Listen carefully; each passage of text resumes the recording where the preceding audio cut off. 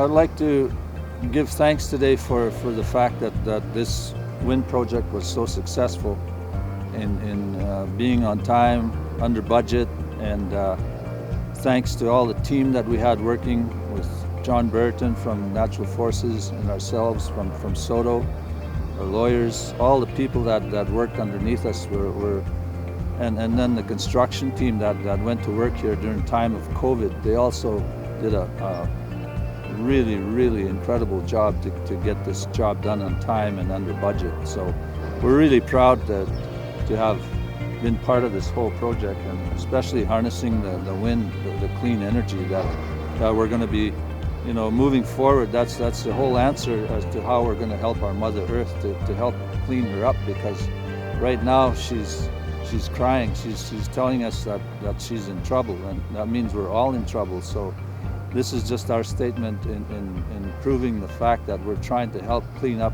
our Mother Earth for the future, for all the children and their children coming up. We have to try and leave a legacy behind with at least we've tried to help clean up our Earth. So thank you once again.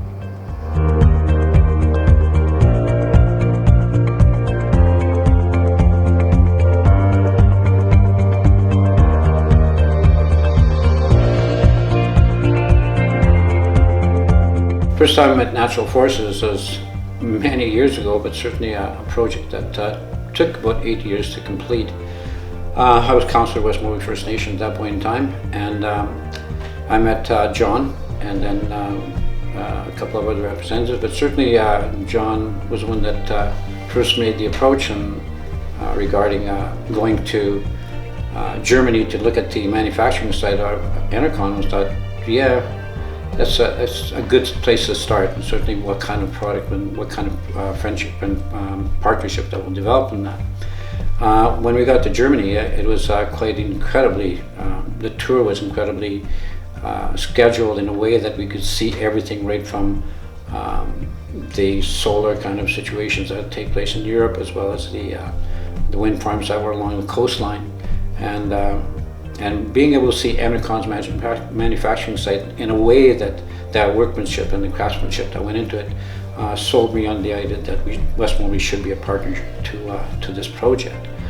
When we came back home, we started off with work on that, and as it went on, we became friends. The whole project team and even people that were on the project started becoming friends, becoming part of the community. I think it was probably the most incredible part. But a thing about natural law that we believe in First Nations is that natural law is when you contribute, you benefit. And that's a perfect relationship that you can have under Earth's law, the Creator's law. And when you take wind that Earth has provided and turn it into energy for the people, that is a perfect relationship under natural law.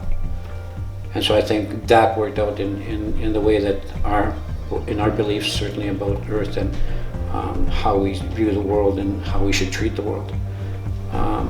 But at the same time, at the end of the project, I mean, a lot of the people that that were in that project are, part of my family and certainly part of my community, and so it worked out very well in the long run.